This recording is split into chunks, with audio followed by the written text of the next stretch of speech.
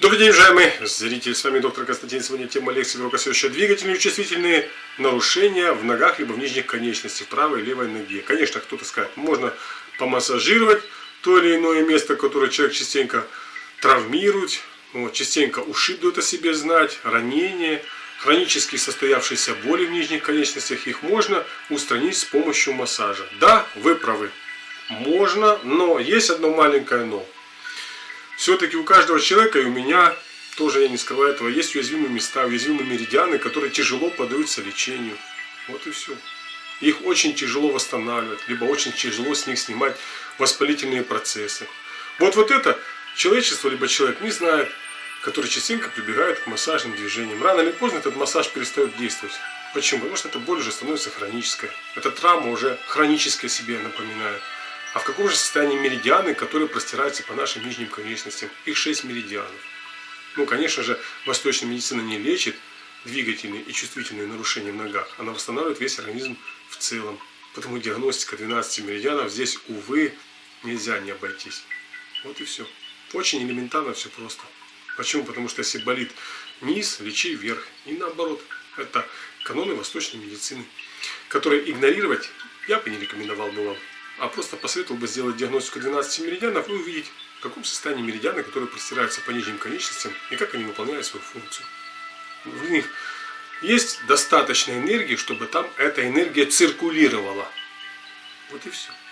Если этой энергии нету, вам придется ее поддавать немножко через акупунктурные точки. Если это очень много энергии, нужно через эти точки, что эту энергию убирать, помогать расслаблять. Вот и все. Элементарно, все просто.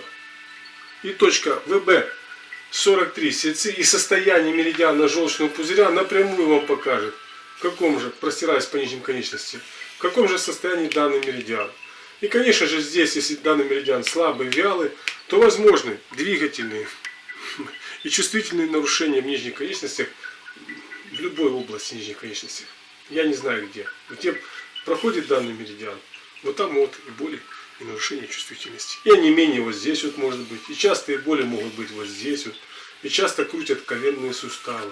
И голеностоп ведет себя как-то хотелось бы. И онемение, либо боль около 4-5, между 4 и 5, пальцем стопы. Элементарно все просто. Только нужно знать, в каком состоянии эти меридианы. Мы показали один меридиан. А еще ж нужно знать, в каком состоянии и 5 меридианов. И меридиан тройного обогревателя, который владеет всеми тонкими энергиями, распространяет всю энергию по всем меридианам и участкам физического тела. Вот в каком состоянии. Потому, уважаемые зрители, здесь не стоит легкомысленно относиться к акупунктуре. Здесь стоит все-таки провести диагностику и знать, в каком состоянии. Если данные меридианы слабые и вялые, восстанавливаются эти слабые и вялые меридианы, точка ВБ43 сельцы тонизируется, активизируется. Если все меридианы воспалены, данная точка и данные меридианы расслабляются, приводятся в норму.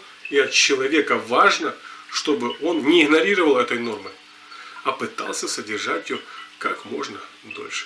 Спасибо за внимание.